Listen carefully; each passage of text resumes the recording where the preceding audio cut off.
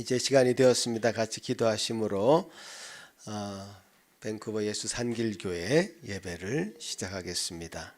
우리의 도움은 천지를 지으신 여호와의 이름에 있도다. 아멘. 찬송과 영광을 한 몸에 받으시기 합당하신 거룩하신 하나님 아버지, 참 감사합니다. 저희들 불러 모아 주셔서 하나님 앞에 나오게 하시고 예배하게 하시니 감사합니다. 목마른 자들은 오라, 돈 없는 자들 오라 하시며 우리를 초대하신 그 주님께서 또 예배하신 놀라운 은혜를 기대하고 소망하는 이 예배가 되게 도와주옵소서.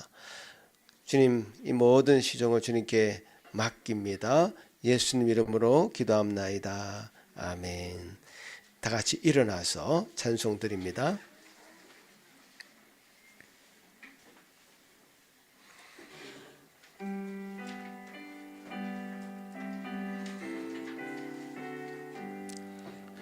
전능왕 오셔서 주 이름 찬송케 하옵소서. 영광과 권능의 성부여 오셔서 우리를 다스려 주옵소서. 강생한 성자여 오셔서 기도를 들으소서. 택하신 백성들 복 내려주시고 거룩한 마음을 주옵소서. 위로의 주 성령 오셔서 큰 증거 주옵소서. 전능한 주시여 각 사람 마음에서 떠나지 마시고 계십소서. 성삼위일체께 한없는 찬송을 드립니다. 존귀한 주님을 영광 중 배웠고 영원히 모시게 하옵소서. 아멘. 사도신경으로 우리 신앙을 고백합니다. 전능하사 천지를 만드신 하나님 아버지를 내가 믿사오며 그 외아들 우리 주 예수 그리스도를 믿사오니 이는 성령으로 잉태하사 동정녀 마리아에게 나시고 본디오 빌라도에게 고난을 받으사 십자가에 못 박혀 죽으시고 장사한 지 사흘 만에 죽은 자 가운데서 다시 살아나시며 하늘에 오르사 전능하신 하나님 우편에 앉아 계시다가 저리로 죽은 자를 심판하러 오시리라. 성령을 믿사오며 거룩한 공예와 성도가 서로 교통하는 것과 죄를 사하여 주시는 것과 몸이 다시 사는 것과 영원히 사는 것을 믿사옵나이다. 아멘. 십계명을 낭독합니다. 하나님이 이 모든 말씀으로 말씀하여 이르시되 나는 너를 애굽 땅 종되었던 집에서 인도하여 낸 내 하나님 여호와니라. 제1은 너는 나 외에는 다른 신들을 내게 두지 말라.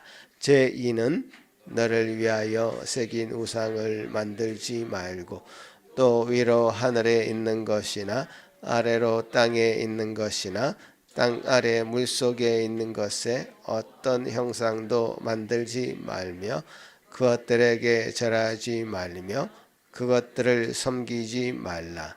제3은 너는 내 하나님 여호와의 이름을 망령되게 부르지 말라. 제4는 안식일을 기억하여 거룩하게 지키라. 제5는 내 부모를 공경하라. 제6은 살인하지 말라. 제7은 간음하지 말라. 제8은 도둑질하지 말라. 제9는 내 이웃에 대하여 거짓 증거하지 말라. 제10은 내 이웃의 집을 탐내지 말라. 자리에 앉으셔서 우리가 십계명 내용대로 주님 앞에 잘 살아가기를 간절히 바라는 마음으로 이 찬송 드립니다.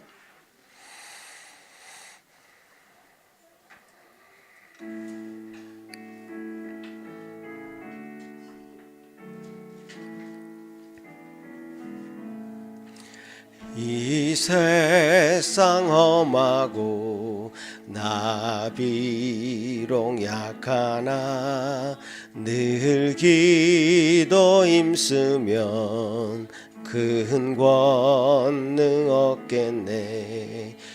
주의 은혜로 대속받아서 피와 같이 붉은 죄는 같이 이겠네. 주님의 권능은 한없이 크오니 돌같은 내 마음 곧 녹여주소서. 주의 은혜로 대속받아서 피와 같이 붉은 죄는 같이 이겠네. 내 마음이 약하여 늘 넘어지오니 주 예수 힘주사 굳세게 하소서. 주의 은혜로 대속받아서 피와 같이 붉은 죄는 같이 이겠네. 죄사함 받은 후 새 사람 되어서 주 앞에 서는 날 늘 찬송하겠네. 주의 은혜로 대속받아서 피와 같이 붉은 죄는 같이 이겠네. 아멘. 주님 앞에 같이 참회의 기도 드립니다. 주님께서는 우리를 참으로 주님의 자녀로 올바르게 참 주님을 닮아가는 그런 사람으로 만들기를 원하십니다. 그런 마음 가지고 우리 속에 있는 죄악의 모든 찌꺼기 같은 것들 주님 앞에 다 내려놓는 귀한 시간 되기를 바랍니다. 함께 기도합니다. 하나님 아버지 감사합니다. 이 시간에 우리에게 주신 귀한 은혜로 새롭게 하시고 인도하시니 감사합니다. 주님께로 온전히 나아가고자 합니다. 주님을 온전히 붙잡고자 합니다. 주님을 온전히 의지하고자 합니다. 주여, 우리의 지식이, 우리의 감정이, 우리의 의지가 온전히 주님께 복종하기를 소망합니다. 주님이 우리 마음에 자정하여 주셔서 우리의 모든 생각과 감정과 의지를 다스려 주시옵소서.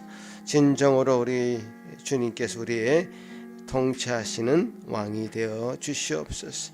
그래서 참 우리가 주님께서 원하시는 사람으로 온전히 되어질 때까지 끊임없이 우리 자신을 돌아보게 하시고 주님께서 주신 은혜로 새롭게 하기를 소망합니다. 손과 발을 늘 씻는 우리의 습관처럼 우리 심령의 모든 죄악의 찌꺼기들을 주님 앞에 내려놓습니다. 이제 모든 성도들의 간구를 기억하시고 주님께서 응답하시고 이루어 주시는 이 시간 되도록 도우시옵소서. 감사합니다. 여호와는 마음이 상한 자를 가까이 하시고 중심으로 통회하는 자를 구원하시는도다. 아멘. 하늘에 계신 우리 아버지여, 이름이 거룩히 여김을 받으시오며 나라가 임하옵시며 뜻이 하늘에서 이룬 것 같이 땅에서도 이루어지이다.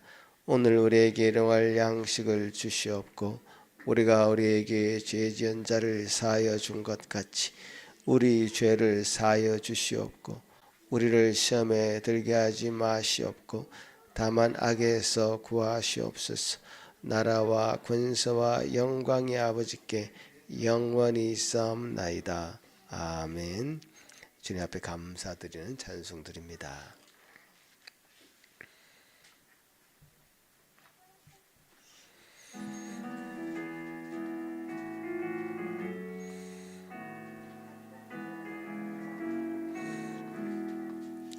큰 죄에 빠진 나를 주 예수 건지사 그 넓은 품에 다시 품으신 은혜는 저 바다보다 깊고 저 하늘보다 높다. 그 사랑 영원토록 나 찬송하리라.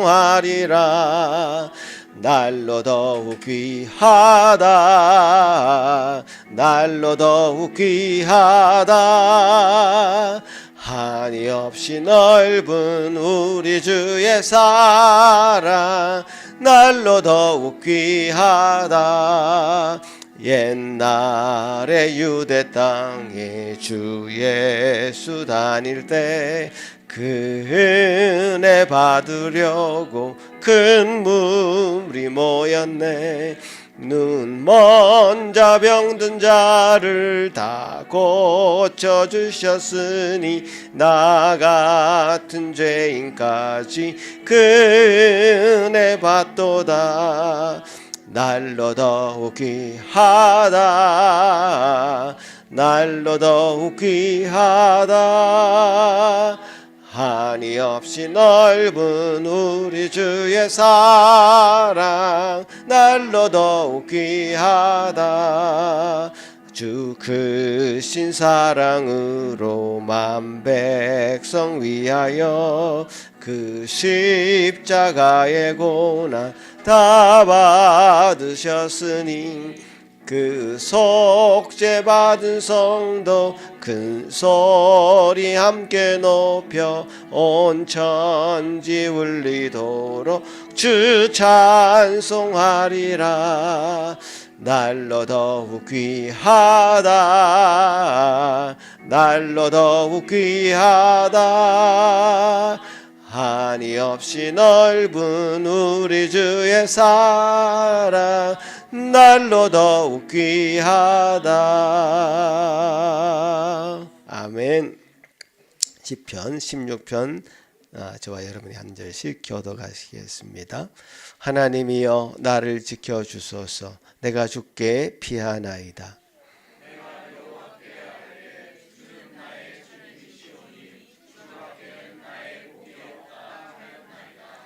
땅에 있는 성도들은 존귀한 자들이니 나의 모든 즐거움이 그들에게 있도다.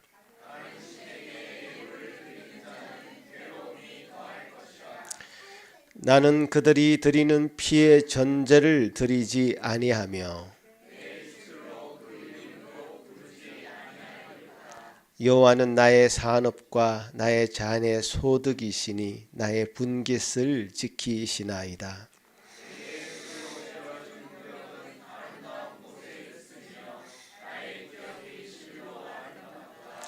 나를 훈계하신 여호와를 송축할지라. 내가 여호와를 항상 내 앞에 모심이여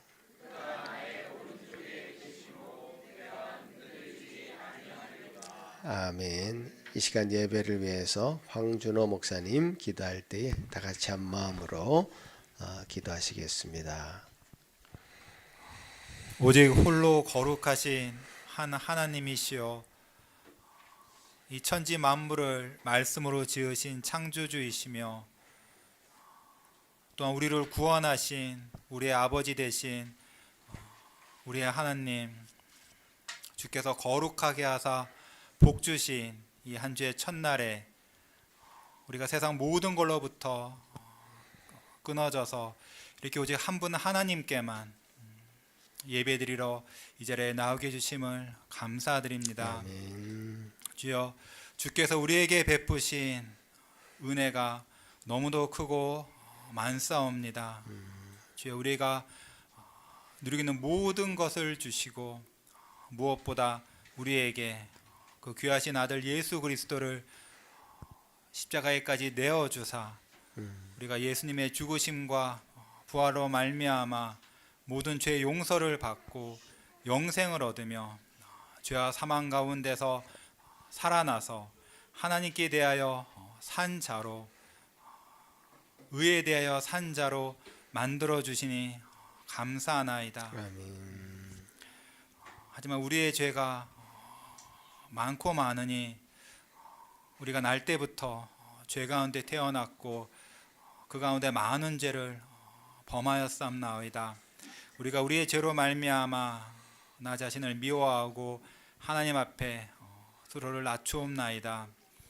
하지만 주님의 은혜가 너무도 크고 또한 예수님께서 우리를 위하여 십자가에서 죽으신 그 제사가 완전하기에 주께서 우리 마음에 주신 그 믿음으로 우리가 예수님을 붙잡아 모든 죄 용서를 받게 해주심이 감사하나이다. 아멘. 우리가 예수님의 피를 힘입어 은혜의 보좌로 담대히 나아와 우리 몸과 영혼에 필요한 모든 것을 하나님께 구하오니 주여. 주는 우리를 보지 마시고 그 사랑하시는 아들을 보사 우리가 말씀을 따라 주님께 믿음으로 구하는 모든 것을 들어주사 주의 영광을 보여주시옵소서. 아멘. 우리에게 필요한 모든 것들을 공급해 주시오되 무엇보다 우리에게 성령을 부어 주시어서 우리가 주님이 기뻐하시는 주의 거룩한 백성으로 주님 하나님의 자녀답게 주의 사랑을 받은 자답게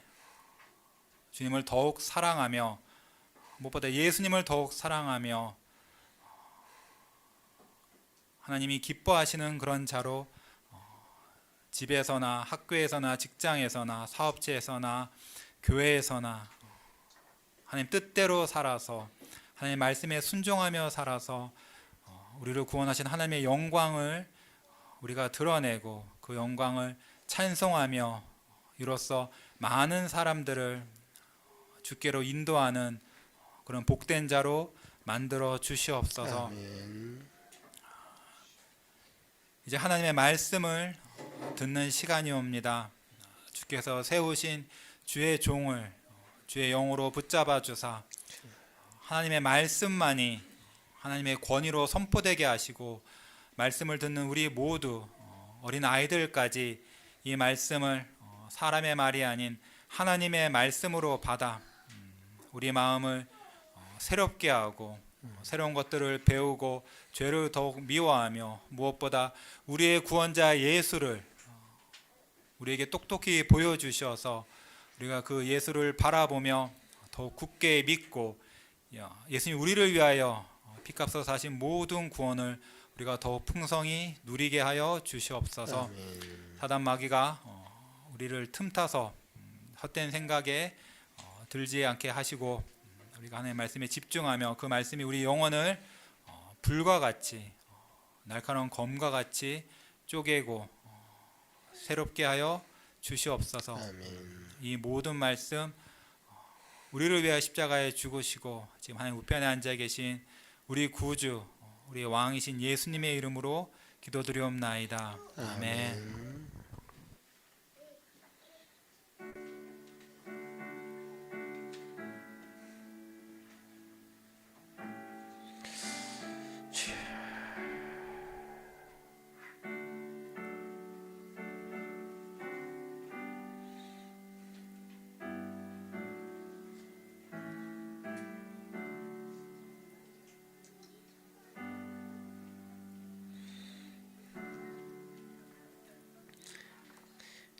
네, 오늘 우리에게 주신 말씀은 신명기 15장 16장과 신명기 17장입니다.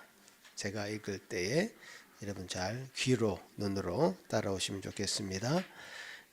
신명기 15장 12절 내 동족 히브리 남자나 히브리 여자가 내게 팔렸다 하자 만일 6해 동안 너를 섬겼거든 7째 해에 너는 그를 놓아 자유롭게 할 것이요 그를 놓아 자유롭게 할 때에는 빈손으로 가게 하지 말고 내 양 무리 중에서와 타작 마당에서와 포도주 뜰에서 그에게 후히 줄지니 곧 내 하나님 여호와께서 내게 복을 주신 대로 그에게 줄지니라.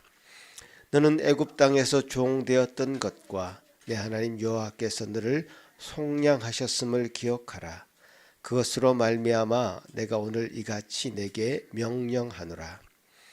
종이 만일 너와 내 집을 사랑함으로 너와 동거하기를 좋게 여겨 내게 향하여 내가 주인을 떠나지 아니하겠노라 하거든 송곳을 가져다가 그의 귀를 문에 대고 뚫으라. 그리하면 그가 영구히 내 종이 되리라. 내 여종에게도 그같이 할지니라. 그가 6해 동안에 품꾼의 삭새 배나 받을 만큼 너를 섬겼거든 너는 그를 놓아 자유하게 하기를 어렵게 여기지 말라. 그리하면 내 하나님 여호와께서 내 범사에 내게 복을 주시리라. 17장 말씀입니다. 내가 내 하나님 여호와께서 내게 주시는 땅에 이르러 그 땅을 차지하고 거주할 때에 만일 우리도 우리 주의 모든 민족들 같이 우리 위에 왕을 세워야겠다는 생각이 나거든 반드시 내 하나님 여호와께서 택하신 자를 내 위에 왕으로 세울 것이며 내 위에 왕을 세우려면 내 형제 중에서 한 사람을 할 것이요 내 형제 아닌 타국인을 내 위에 세우지 말 것이며 너는 병마를 많이 두지 말 것이요 병마를 많이 얻으려고 그 백성을 애굽으로 돌아가게 하지 말 것이니 이는 여호와께서 너에게 이르시기를 너희가 이후에는 그 길로 다시 돌아가지 말 것이라 하셨음이며 그에게 아내를 많이 두어 그의 마음이 미혹되게 하지 말 것이며 자기를 위하여 은금을 많이 쌓지 말 것이니라. 그가 왕위에 오르거든 이 율법서의 등사본을 레위 사람 제사장 앞에서 책에 기록하여 평생에 자기 옆에 두고 읽어 그의 하나님 여호와 경외하기를 배우며 이 율법의 모든 말과 이 규례를 지켜 행할 것이라. 그리하면 그의 마음이 그의 형제 위에 교만하지 아니하고 이 명령에서 떠나 좌로나 우로나 치우치지 아니하리니 이스라엘 중에서 그와 그의 자손이 왕위에 있는 날이 장구하리라. 아멘. 이제 권순철 목사님 나오셔서 왕과 종에 관한 율법이란 제목으로 말씀 전하실 때 큰 은혜 있으시기 바랍니다.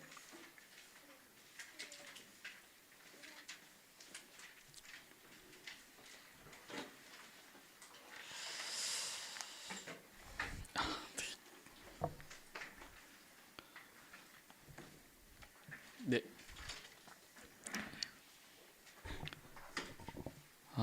저희들 계속해서 성경을 읽어오고 있습니다. 지금 신명기 말씀을 읽고 있고요. 지난 한 주 동안 우리가 읽은 성경 본문이 13장에서 23장까지 말씀이었습니다.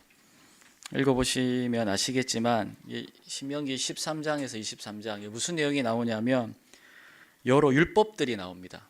12장부터 이제 이어지는데 이제 26장까지 이어집니다. 여러 법들이 나오죠. 이제 성경에 나오는 법들을 가만히 보면 이제 그때와는 다른 오늘 다른 시대와 전혀 다른 문화 환경 속에서 살아간 우리와는 큰 상관이 없는 것처럼 보일 때가 많죠. 그러면 그러함에도 불구하고 이런 법들을 하나님께서 오늘 우리에게까지 기록하신 이유가 무엇일까요? 그냥 당시 이스라엘 사회라고 할까요? 이스라엘 사람들의 삶을 설명하기 위해서일까요? 옛날에 이스라엘 사람들은 이런 생활을 했구나. 그걸 알려주는 걸까요? 이런 문제가 있을 때는 이렇게 해결했구나. 성경은 그런 것을 알려주는 책일까요? 우리는 성경을 하나님 말씀이라고 말하죠. 사실 성경에 나오는 법들은 하나님이 세우신 거죠. 그러니까 이스라엘 사람들이 살다가 필요에 의해서 스스로 고안해낸 것이 아닙니다. 성경에 나오는 법, 특히 이제 신명기 상황을 한번 생각해 보시면 지금 이스라엘이 어디에 있냐면 요단강, 그러니까 이스라엘이라는 나라가 있으면 동쪽에 강이 있었는데 그 강 건너편에 모압 평지라는 곳에 지금 모여 있습니다. 뭐 하기 직전이냐면 이 강을 건너서 이 가나안 땅에 들어가기 직전입니다. 가나안에 들어가면 하나님이 주시겠다 약속하신 땅에 들어가면 이스라엘은 나라를 세우게 되죠. 하나님이 왕으로 다스리는 나라입니다. 하나님 나라죠, 사실은. 그러니까 입법자이신 하나님께서 어떤 법을 세우시냐를 통해서 하나님께서 세우시는 나라는 어떤 나라인가를 생각해 볼 수가 있습니다. 법이 그걸 보여주죠. 구약의 법들은 단지 이스라엘 백성들이 지켜야 하는 것, 그래서 안 지키면 벌을 주려는 것, 그런 어떤 세부 규칙 사항. 그러니까 하나님께서는 이스라엘을 가만히 내버려 두는 게 너무 싫어가지고 뭔가 통제하고 억압하기 위해서 안 지키면 그러니까 벌을 주려고 이 법들을 말씀하시는 게 아니죠. 그러니까 이 법을 통해서 왜 이런 거를 지켜야 하는 걸까? 왜 이걸 따라야 하는 걸까? 이 법들을 지키는 이스라엘, 하나님 백성이 얼마나 독특하고 구별된 공동체인가를 알려주고 계십니다. 오늘날도 마찬가지죠. 어떤 나라의 특징이나 수준, 그 나라가 어떤 가치를 중요하게 여기느냐를 잘 알 수 있는 게 뭐냐면 그 나라의 법을 보면 알 수가 있습니다. 그 나라의 법을 보면 이 나라는 이런 나라구나, 이 나라는 이런 가치를 중요하게 여기는구나 알 수 있죠. 신명기에 나오는 법들, 이스라엘이 가나안에 들어가서 살면서 지켜야 할 법들을 이와 같은 관점으로 생각해 볼 수가 있죠. 하나님께서 왕으로 다스리는 나라는 얼마나 독특한 나라인가. 비슷한 논리가 신명기 4장 5절 6절에서 나옵니다. 모세가 이제 말하죠. 신명기는 모세의 유언과 같은 마지막 고별 설교죠. 나의 하나님 여호와께서 명령한 대로 규례와 법도를 너희에게 가르쳤나니 이는 너희가 들어가 기업으로 차지할 땅에서 그대로 행하게 하려 함인즉 너희는 지켜 행하라. 이것이 여러 민족 앞에서 너희의 지혜요 너희의 지식이라. 그들이 모든 규례를 듣고 이르기를 이 큰 나라 사람은 과연 지혜와 지식이 있는 백성이로다 하리라. 모세가 하나님으로부터 받은 규례와 명령하신 규례와 법도를 이스라엘 백성들에게 가르치죠. 그래서 너희가 기업으로 차지할 땅, 가나안 땅에 들어가서 지켜 행하라 라고 말합니다. 그런데 이걸 잘 지키고 행할 때에 무슨 일이 일어나냐? 이스라엘의 주변 민족들이 이스라엘을 달리 보는 일이 일어난다는 겁니다. 이런 나라가 있는가? 이런 백성이 있는가? 하나님이 주신 법은 입법자이신 하나님께서 왕으로 다스리는 나라, 그 나라 공동체가 얼마나 다른 나라인지를 드러내 보입니다. 이런 점들을 생각해 볼 수 있는 율법 가운데 두 본문을 살펴보려고 합니다. 완전 양극단에 있는 사람에 대한 법인데요. 종에 대한 법과 왕에 대한 법입니다. 본문의 순서는 종이 먼저 나오고 그다음 왕이 나왔는데 설교는 반대로 왕에 대한 법을 먼저 살피고 종에 대한 법을 살펴보려고 합니다.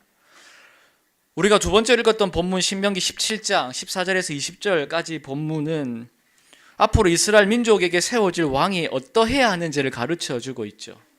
하나님이 택하신 자가 되어야 하고 이스라엘 형제 가운데 세워져야 합니다. 이 왕에게 4가지 명령을 내립니다. 세 가지는 하지 말아야 할 것이고요. 한 가지는 해야 할 것입니다. 한번 간략하게 볼까요? 첫째로 16절, 그는 병마를 많이 두지 말 것이요 병마를 얻으려고 애굽으로 내려가지 말라 이렇게 말씀하십니다. 이 병마는 군사용 말이죠. 군사용 말입니다. 이 말을 많이 두지 말아야 한다고 하죠. 이 말을 얻기 위해 애굽으로 내려가서는 안 된다 이렇게 말씀합니다. 둘째로 17절 앞부분입니다. 그에게 아내를 많이 두어 그의 마음이 미혹되게 하지 말라. 이스라엘 왕은 아내를 많이 두어서는 안 됩니다. 그래서 그의 마음이 미혹되어서는 안 된다 이렇게 말하죠.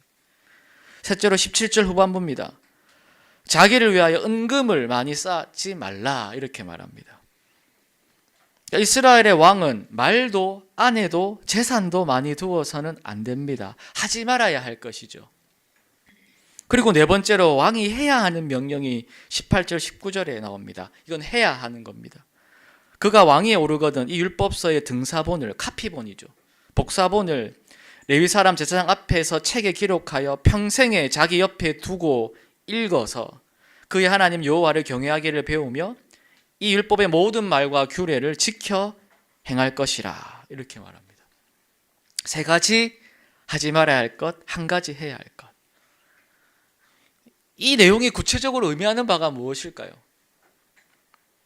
첫째로 이스라엘 왕은 병마, 군사용 말을 많이 두어서는 안 됩니다.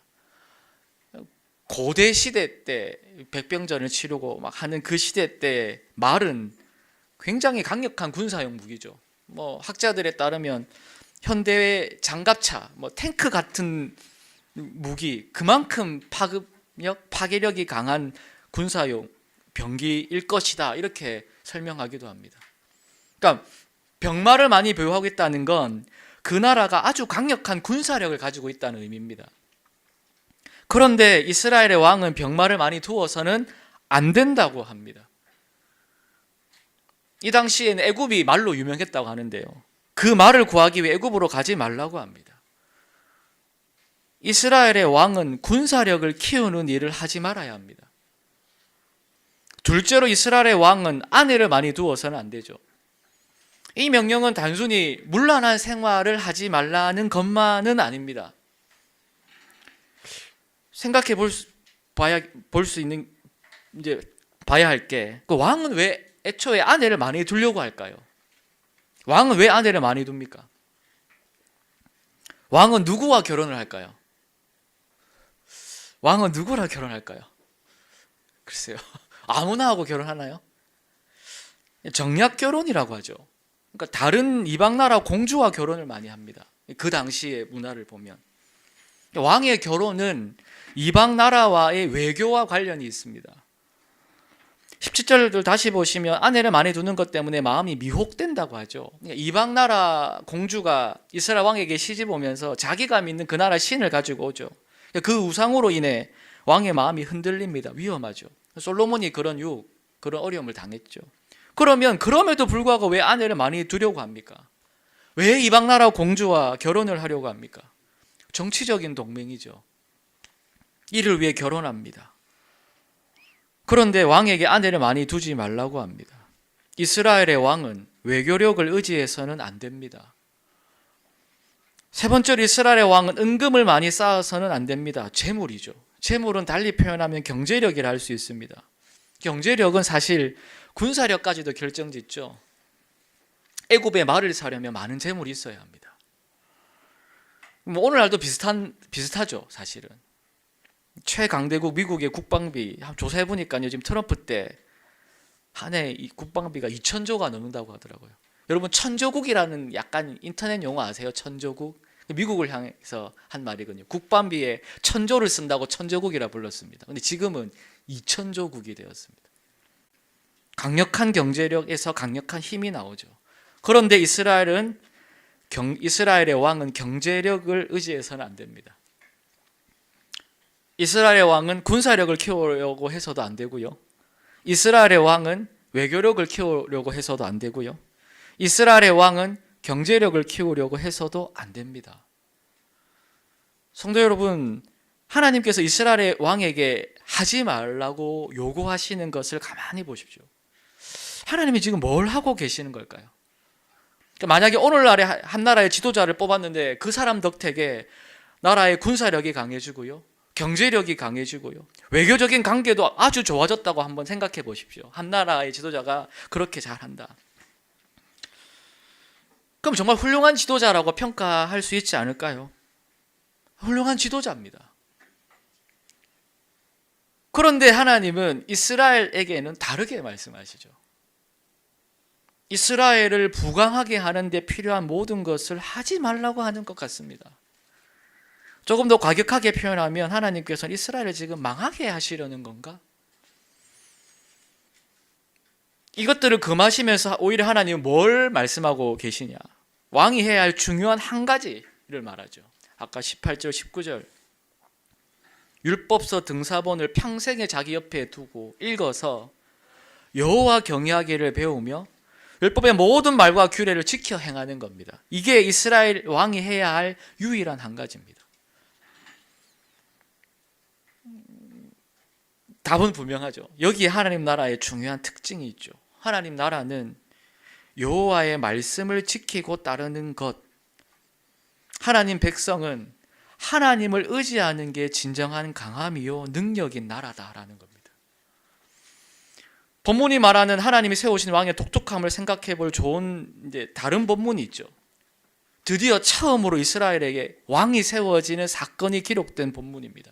사무엘상 8장에 나오거든요. 처음으로 이제 드디어 이스라엘에게 왕이 세워집니다. 그런데 그 본문을 보시면 하나님께서 이스라엘에게 왕이 세워지는 걸 몹시 싫어했다고 말합니다.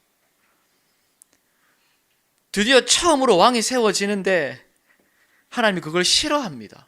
아니, 하나님께서 그럼 이스라엘에게 왕이 세워지는 걸 원래 싫어하시는 분인가? 아브라함 때부터 약속하기를 네 자손 가운데 많은 왕이 나온다 했고, 오늘 본문에도 보면 아직 이스라엘이 가나안 땅에 들어가지도 않고 나라가 정식으로 세워지기도 전인데 왕을 세울 때 이렇게 하라, 이렇게 행동해야 한다, 지침까지 주고 있지 않습니까? 이스라엘에게서 왕이 세워지는 것을 하나님 반대하지 않으십니다. 그런데 사무엘상 8장을 보면 정작 처음으로 왕이 세워질 때 하나님께서는 왕이 세워지는 걸 몹시 싫어했다 말합니다. 이스라엘 백성이 찾아가서 당시 지도자였던 사무엘, 우리도 왕을 세웁시다 라고 요구했을 때 하나님이 이렇게 말씀하시죠. 사무엘상 8절에서 7절 여호와께서 사무엘에게 이르시되 백성이 너에게 한 말을 다 들으라. 이는 그들이 너를 버림이 아니요 나를 버려 자기들의 왕이 되지 못하게 함이니라. 자기를 버리는 행위라고 해석하십니다. 애초에 왕정이 하나님의 계획 속에 있습니다. 그런데 처음 왕이 세우기를 요구할 때 왜 싫어하셨냐? 자신을 버리는 행위였기 때문에 그렇습니다. 곧 이때 이스라엘이 요구한 왕은 하나님께서 원하시는 왕, 신명기 17장이 가르치는 왕이 아니었다는 뜻입니다. 이스라엘 백성들이 사무엘에게 찾아가 왕을 요구할 때 그들의 마음은 우리에게도 이방인과 같은 왕이 필요합니다 라는 의미입니다. 근데 비슷한 표현 오늘 본문에도 약간 비슷하게 이해될 표현이 있죠. 17장 14절 너희가 살다가 그 땅에 살다가 만일 우리도 우리 주위의 모든 민족들 같이 우리 위에 왕을 세워야겠다는 생각이 들거든 이라고 말합니다. 가나안 땅에 살면서 주변을 보니까 다 왕들이 있습니다. 그들처럼 우리에게도 왕이 있어야 되지 않을까 하는 생각이 생기죠. 그럼 그때 어떻게 하면 될까요? 그들의 왕정을 그대로 도입하면 되냐라는 겁니다. 신명기 본문, 우리 두 번째 본문에서 하나님께서는 전혀 다른 왕의 모습을 제시하시죠. 너희가 세울 때는 이런 왕을 세워야 한다. 그런데 사무엘 시대 처음으로 이스라엘 백성들이 왕을 요구할 때는 하나님이 제시하신 왕의 자질과는 아무 상관없이, 아니 오히려 그들의 마음에는 하나님이 금하신 세 가지를 잘하는 왕, 강력한 군사력과 강력한 경제력과 강력한 외교력으로 우리를 강하게 만들어줄 왕이 필요한 거죠. 하나님이 아니라, 하나님의 말씀만을 듣고 따르는 왕의 다스림이 아니라 이방 왕들이 하는 것들이 우리를 부강하게 만들어줄 수 있다고 생각합니다. 그러니까 이 당시 이스라엘의 심리를 생각해 보면 그러니까 주변 민족들에게 계속 침략을 받습니다. 자기를 어렵게 만들죠. 그러니까 그런 민족들을 가만히 보니까 다 왕들이, 걸출한 왕들이 다스리고 있으면서 아주 나라를 강력하게 하는 것처럼 보이죠. 그런데 그런 나라들에 비해 자신들은 우리는 군대도 약한 것 같고 경제력도 별로인 것 같고 그래서 우리는 약한 거 아닌가, 이런 것들을 능숙하게 잘하는 이방 왕 같은 자가 우리 위에도 세워지면 강해질지도 몰라. 그 마음으로 사무엘을 찾아가죠. 우리에게도 왕을 주십시오. 이 의도를 하나님이 아시죠. 이들은 나를 의지하고 나의 말에 순종하는 걸 지금 거부하고 있다. 그래서 싫어하십니다. 이스라엘 백성이 하나님 나라 공동체 자신들만의 독특한 특징을 너무나 모르고 있는 겁니다. 하나님 나라는 하나님만 의지하는 나라고, 그러하기에 그 나라 백성을 대표하는 왕은 오직 하나님의 말씀에만 붙들린 사람이어야 하죠. 아시는 대로 구약의 역사, 이스라엘 역사의 뒷부분에 가면 이스라엘은 결국 이방 나라 침략으로 망해버리고 맙니다. 성경은 결코 그 이유를 이스라엘 왕이 군사력을 제대로 모으지 못해서 망했다라고 설명하지 않습니다. 외교를 지혜롭게 하지 못해서 망했다고 설명하지 않습니다. 경제력을 키우지 못해서 나라가 망했다는 식으로 말하지 않습니다. 답은 간단합니다. 하나님의 말씀을 버렸다라고 말합니다. 하나님을 의지하지 않았기 때문에 그렇다라고 말합니다. 여기에 하나님 나라, 하나님 백성의 독특함이 있죠. 우리의 독특함이 있습니다. 특별히 신명기 본문에서 우리 지난주에 말씀도 배웠지만 하나님만 의지하고 그러하기에 그분의 말씀만 가까이 하며 그분을 두려워하여 하기를 배우고 그분께 순종하는 것을 신명기 본문은 다른 말로 하나님을 사랑하는 것이다 라고 표현했죠. 지난주에 6장을 살폈습니다. 들으라 이스라엘아 하면서 한 분 하나님을 나의 모든 것 전인격을 다해서 사랑해야 한다라는 명령을 살폈죠. 바로 그 앞에 어떤 내용이 나오냐면 가나안 땅에 들어가서 하나님 명령을 잘 지키며 살라는 내용이 나옵니다. 그러니까 하나님을 의지하고 그분의 말씀을 붙잡고 순종하는 것, 그게 하나님을 사랑하는 거죠. 이 표현이 신명기 9절에 많습니다. 같이 나오죠. 이스라엘아, 내 하나님 여호와께서 내게 요구하는 것이 무엇이냐? 내 하나님 여호와를 경외하며 그의 모든 도를 행하고 그를 사랑하며 마음과 뜻을 다하여 내 하나님 여호와를 섬겨야 한다. 얘기하죠. 내 하나님 여호와를 사랑해서 그가 주신 모든 법도 규례 명령을 항상 지키라 이렇게 말합니다.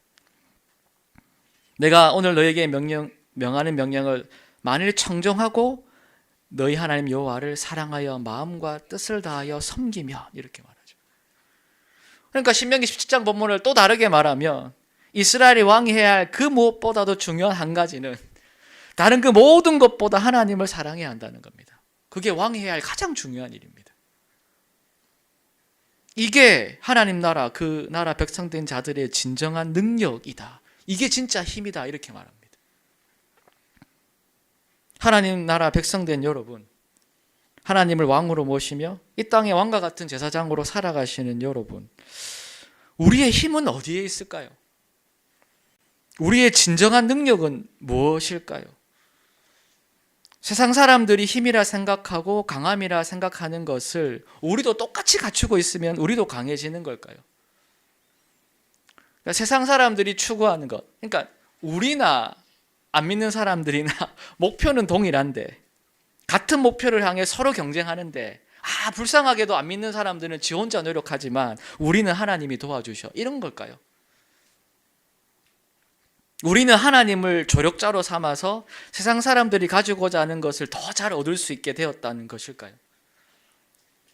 그게 하나님 나라고 그 백성의 독특함일까요?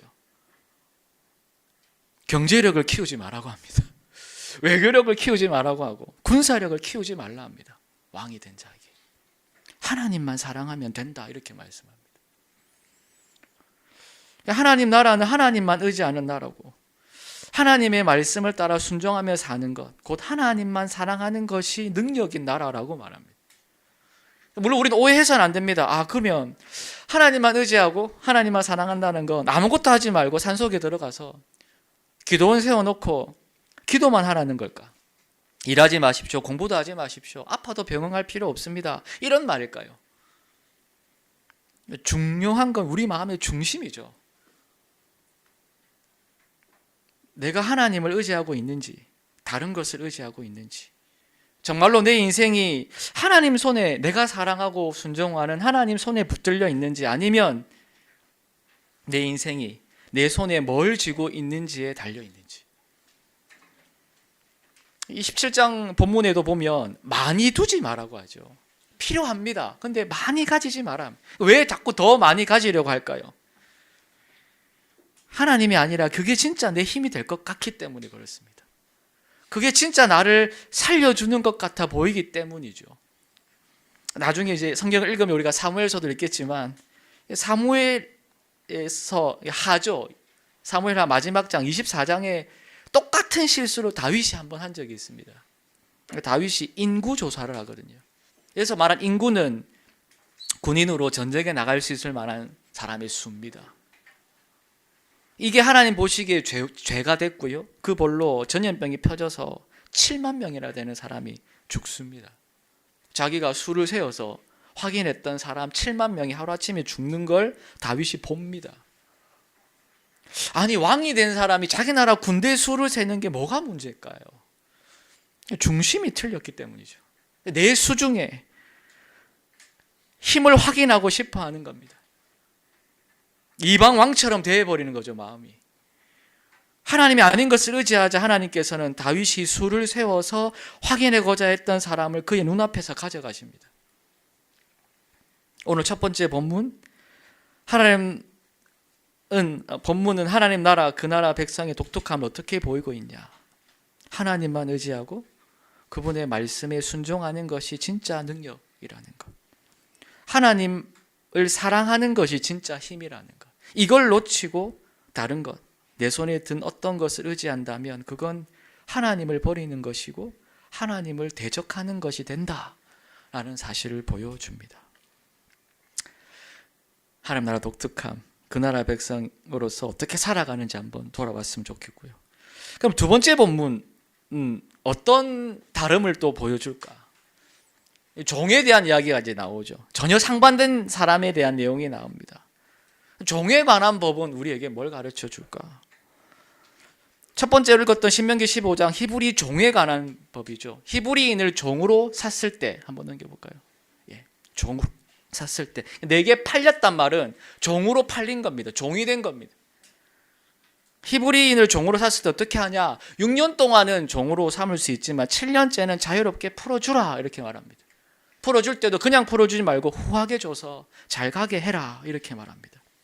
히브리 남자나 히브리 여자는 다 7째 해에는 자유롭게 풀어줘야 합니다. 이건 이스라엘 백성 가운데 영구적인 영원한 히브리 종은 원칙적으로 있어서는 안 된다는 겁니다. 이스라엘 공동체 안에는 영원히 종으로 붙잡고 있는 종이 있어서는 안 된다는 거죠. 그렇다면 이 법이 도대체 이스라엘에게 어떤 의미가 있을까요?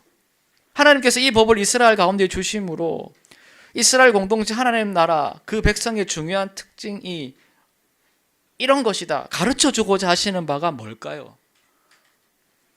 이 법을 주신 의도를 파악하기 위해서는 12절에 히브리 남자, 히브리 여자라는 표현에 주의해야 합니다. 여기 히브리 사람이 누굽니까?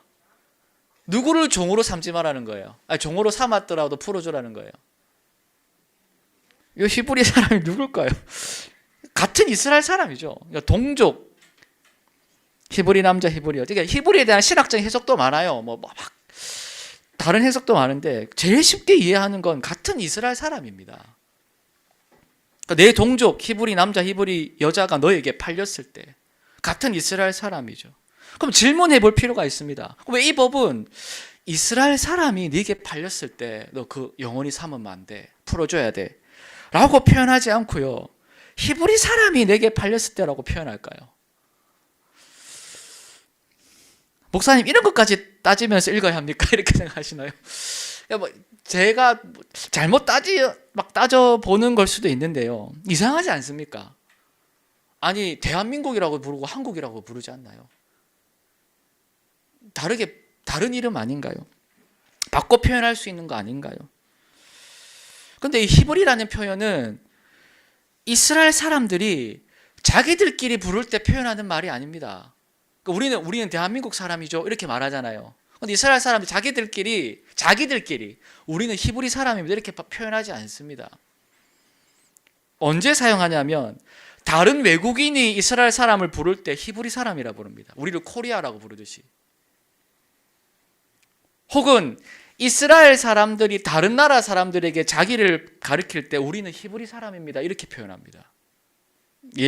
예를 한번 들어볼까요? 몇 군데 예를 보면 잠깐 보겠습니다. 출애굽기 2장 6절에 모세의 어머니가 모세를 더 키울 수 없어서 갈대 상자에 담아 바구니에 띄어 보냈을 때 이 아기 모세를 바로의 딸이 발견하죠. 그리고 말할 때에 아기가 우는 걸 보고 불쌍히 여겨서 뭐라고 말하냐면 이거 히브리 사람의 아기다 이렇게 말하죠. 애굽 사람 바로의 딸이 히브리 사람의 아기 이렇게 말하죠. 이 모습을 본 모세의 누나 미리암이 이 공주에게 가서 유모를 추천해 주죠. 젖먹일 사람 필요하지 않냐 하면서 진짜 모세의 엄마를 추천하는데 자기 엄마를 그때 뭐라고 말하냐면 그의 누이가 바로의 딸에게 이르되 내가 가서 당신을 위하여 히브리 여인 중에서 유모를 불러다가 이 아이에게 젖먹일까요? 이렇게 말합니다. 히브리 여인을 유모로 불러드릴까요? 이렇게 말합니다. 모세가 출애굽기를 보시면 아시겠지만 애굽 왕 바로 앞에 가서 이스라엘 사람들을 보내달라고 할 때도 항상 히브리 사람의 하나님이 이같이 말씀하셨습니다. 이렇게 말합니다. 하나님의 말씀을 그렇게 전하죠. 출애굽기 10장 3절. 대표적인 구절 하나입니다. 모든 모세가 바로에게 말한 구절을 보면 다 이런 식의 표현입니다. 히브리 사람의 하나님이 이렇게 말합니다. 가장 대표적인 것이 조금 이후 시대이긴 한데요. 구약 성경 후반부 요나서를 보시면 1장 9절에 요나가 하나님의 명령을 듣고 하나님의 말씀을 전해야 할 나라에 가지 않고 딴 곳으로 도망갈 때 배 타고 도망가거든요. 그래서 하나님 풍랑을 막 일으키세요. 그러니까 사람들이 그때 뱃사람 자기들끼리 재복귀하면서 누구 때문에 이 풍랑이 일어나는지 한번 뽑아보자 했는데 요나가 걸린 거예요. 당신 누구냐고, 도대체 어디를 가냐고 라고 물을 때 요나가 이렇게 답합니다. 나는 히브리 사람이요 바다와 육지를 지으신 하늘의 하나님 여호와를 경외하는 자입니다. 자신을 히브리 사람이라 소개하죠. 그러니까 이 법을 보십시오. 외국 사람들이 보는 법이 아닙니다. 이방 나라 사람들이 보고 지켜야 할 법이 아닙니다. 이스라엘 사람들이 보고 지켜야 할 이 법에 자신을 지칭하는 표현으로 이스라엘을 사용하지 않고 이방 사람들이 자기를 부를 때 사용했던 히브리라는 표현을 사용합니다. 좀 이상하지 않습니까? 어떻게 된 걸까요? 하나님께서 의도를 가지고 히브리라는 표현을 사용하신 것 아닐까요? 팔린 히브리 남자, 히브리 여자, 히브리 종이죠. 히브리 종. 더 노골적으로 표현하면 히브리 노예입니다. 히브리 노예, 히브리 노예.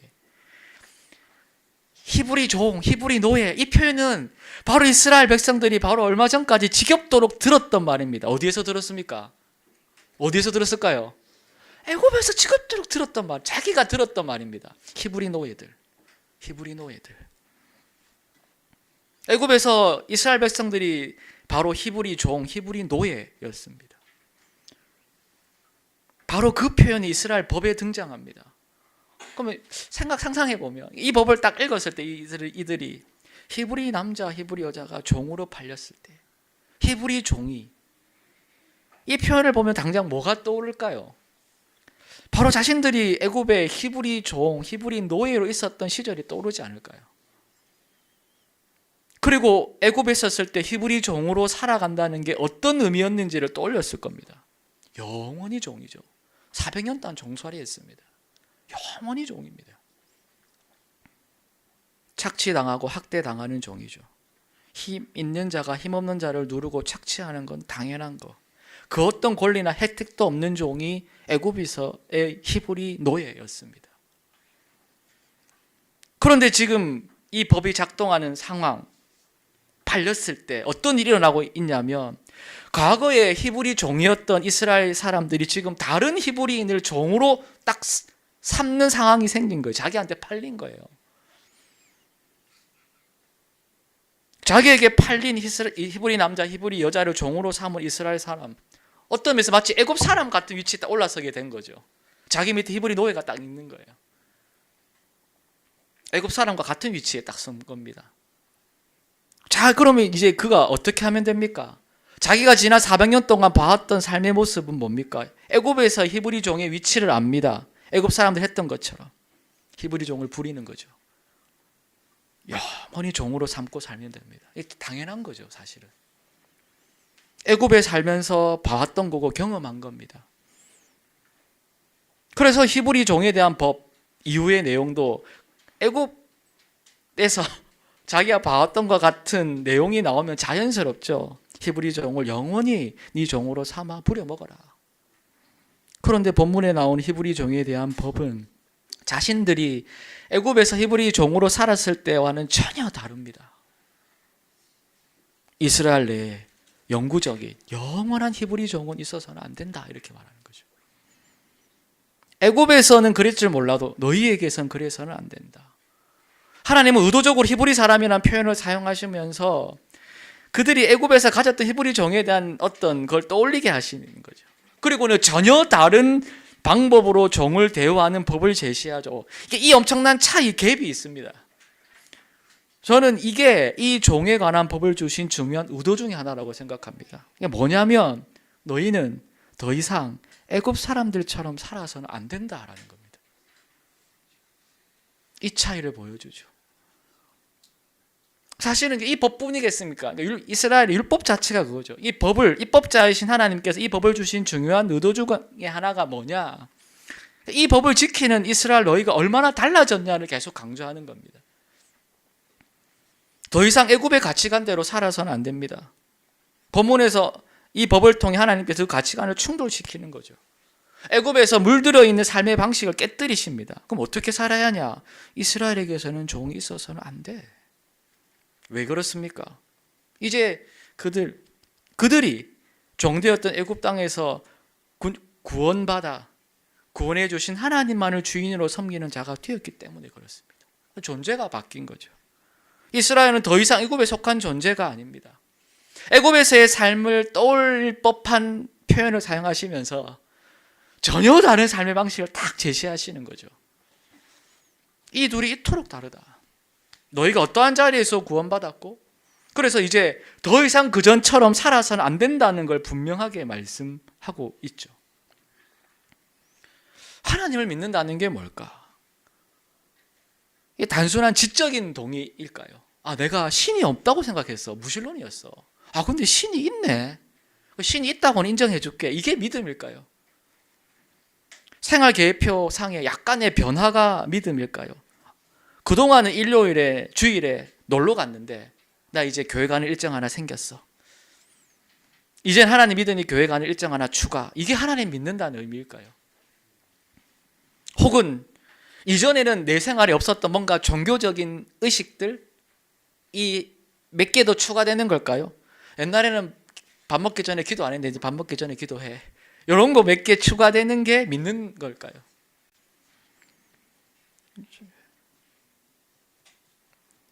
회심이죠. 완전히 180도 바뀌는 거죠. 그러니까 하나님을 믿는다는 것이 우리에게 이런 완전 뒤바뀌는 가치관을 주는 경험으로 나에게 다가왔는가를 생각해 봐야 합니다.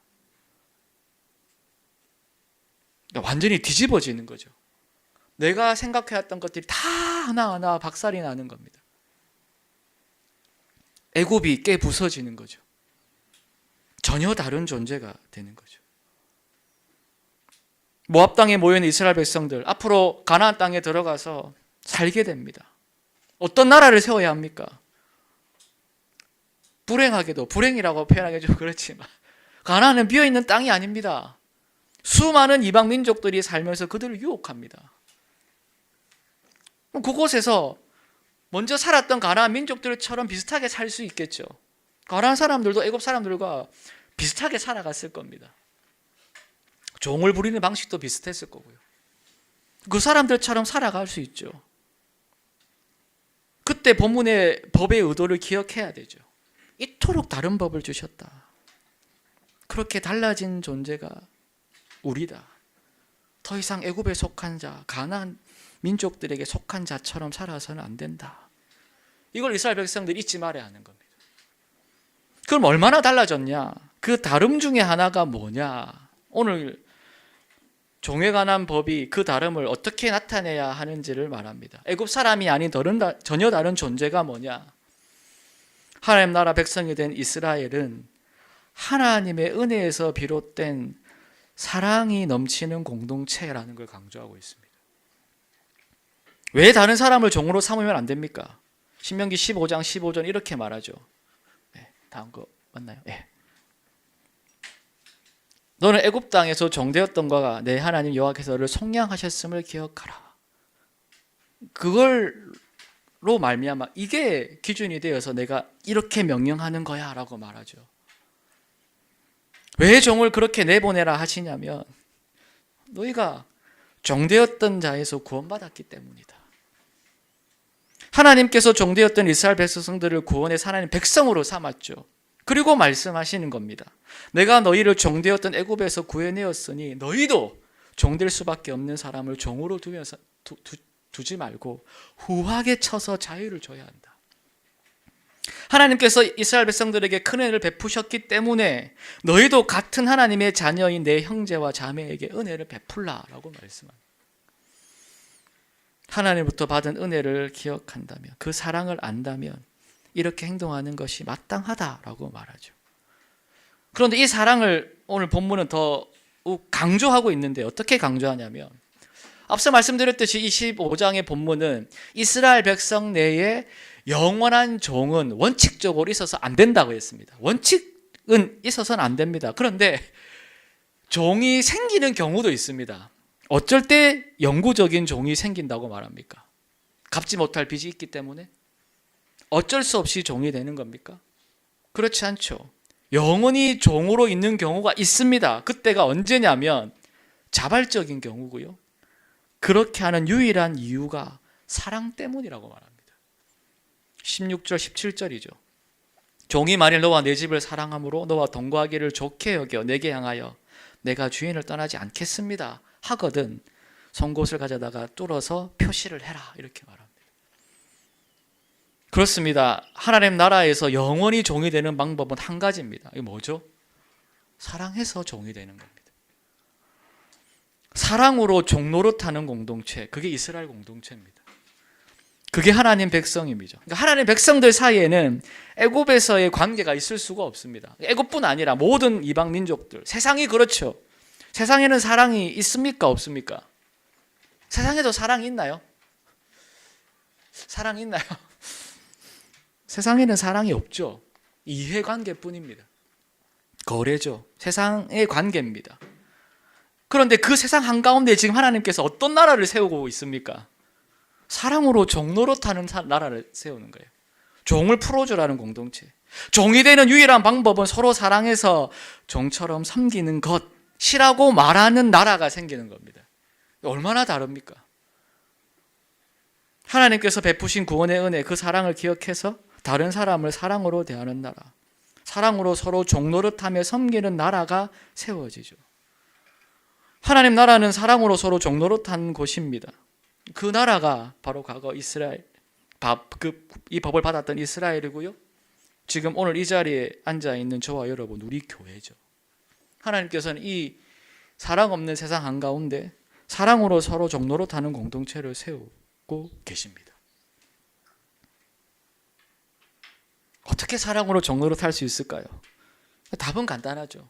아까도 출애굽을 기억하라고 하지 않습니까? 내가 사랑으로 가득 차 있어야 합니다.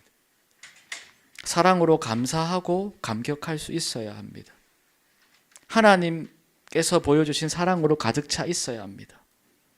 요한일서 3장 1절 상반절에 이런 구절이 있습니다. 보라, 아버지께서 어떠한 사랑을 우리에게 베푸사 하나님의 자녀라고 일컬음 받게 하셨는가. 우리가 자녀가 된 게 하나님께서 베푸신 사랑 때문이라고 하죠.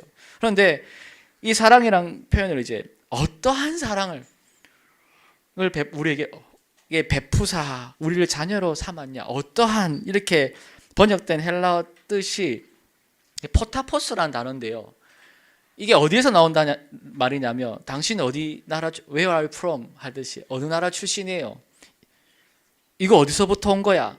그러니까 이국적인 거, 이전에는 경험해보지 못했던 걸 가르칠 때 사용되는 단어가 이 어떠한이라는 단어입니다.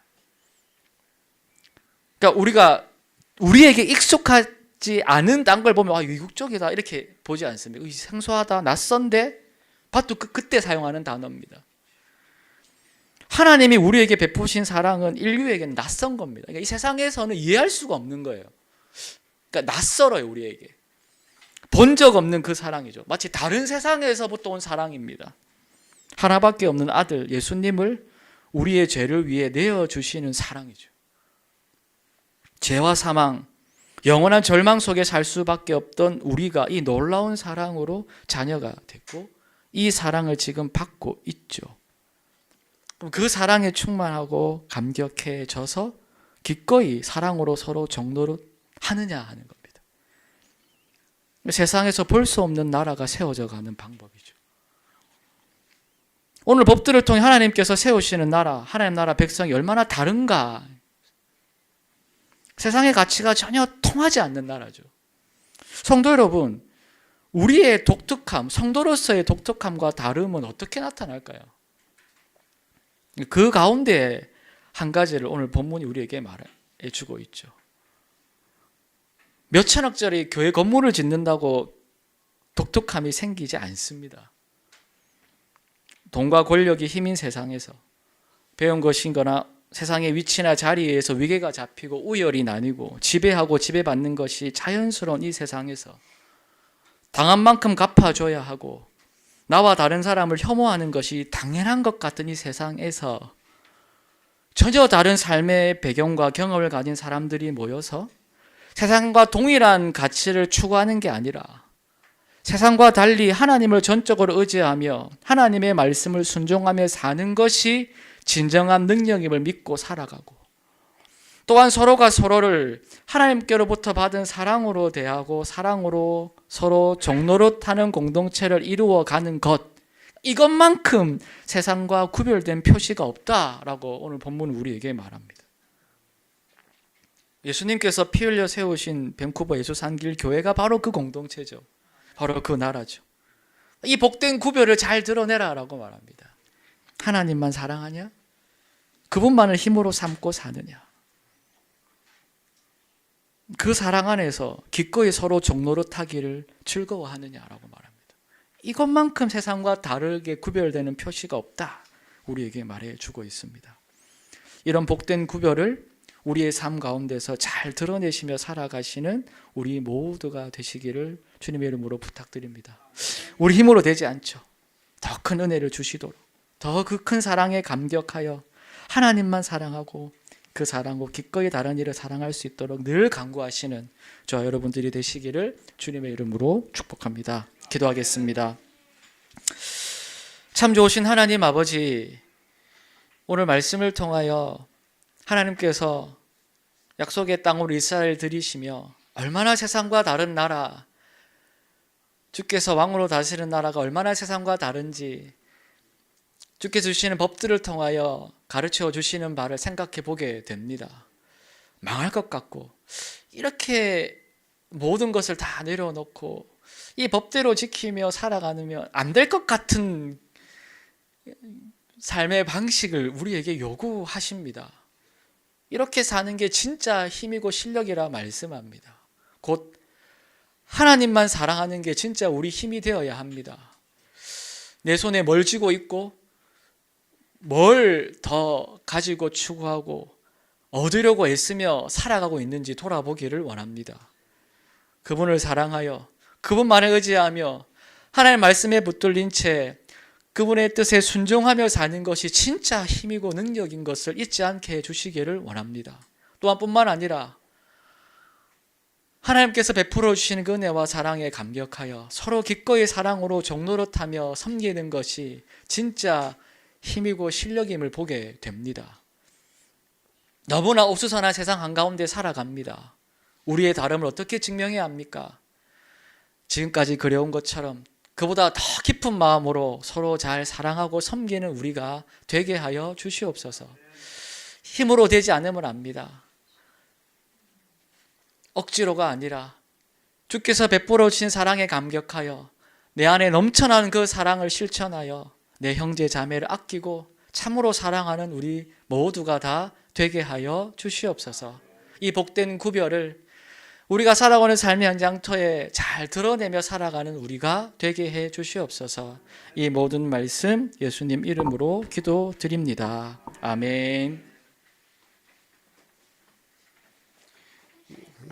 주신 말씀 생각하시면서 다 같이 일어나서 찬송 드리겠습니다.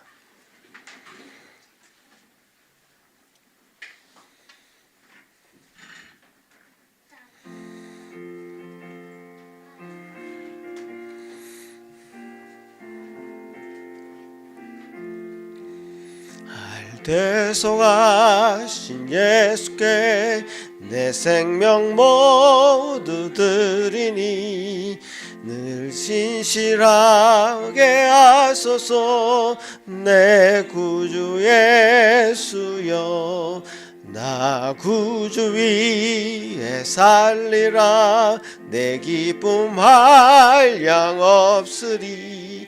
내 갈 길 인도하소서.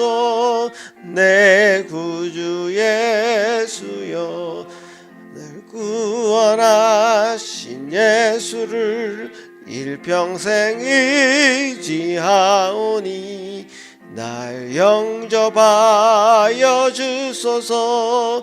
내 구주 예수여 나 구주 위에 살리라.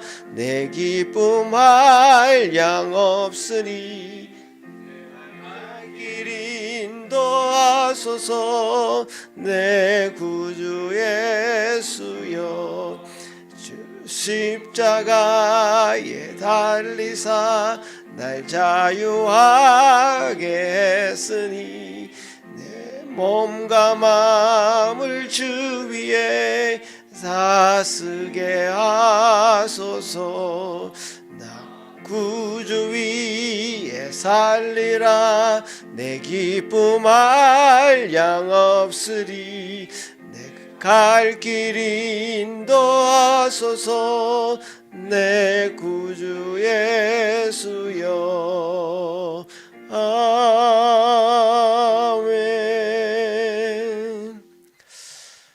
사랑이 많으신 하나님 아버지, 우리를 사랑하사 독생자를 허락하셨고 저를 믿는 자마다 멸망치 않고 영생을 허락해 주신 그 놀라우신 사랑에 감사를 드립니다.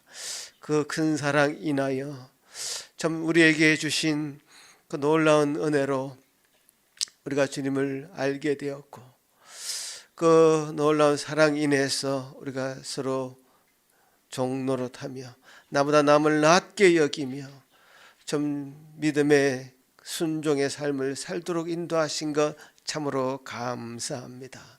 주님 도우시옵소서. 여기 모인 모든 성도들 이 새로운 가치, 참 어떻게 낯설게 보이는 이 가치가 참 하나님의 말씀인 줄 알고 그 말씀을 잘 지켜 순종하며 살아가는 주의 복된 백성들 다 되도록 도와주시옵소서. 주신 은혜 감사하여 드리는 이 모든 예물도 받으시고 주님 흠량하시며 우리 모든 삶에 동행하시며 가르치시고 교훈하시며 깨닫게 하시고 은혜 베푸셔서 주님 원하시는 길로 잘 지도하여 주시옵기를 소망하옵고 감사드리오며 예수님 이름으로 기도합나이다. 아멘.